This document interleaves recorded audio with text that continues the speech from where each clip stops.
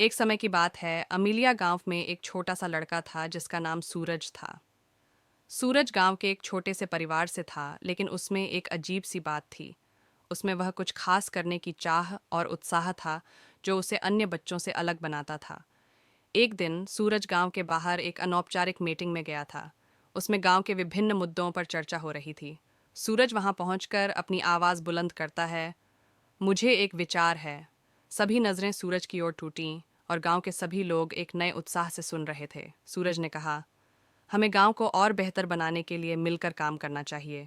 एक साधुपन ने कहा, पर कैसे बेटा? सूरज ने मुस्कुराते हुए कहा, सब्र और सहयोग से।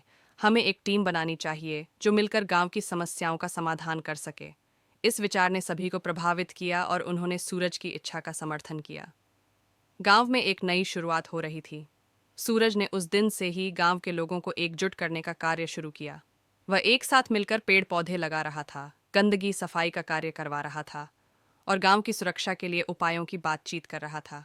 गांव के लोग भी इसमें समर्थन दिखा रहे थे, लेकिन इसके बावजूद भी कुछ लोग सूरज के प्रयासों को ठुकरा रहे थे। इससे सूरज का मन उदास होने लगा था, लेकिन उसने हार नहीं मानी और अपने मित्रों के साथ और जोर से काम करना शुरू किया।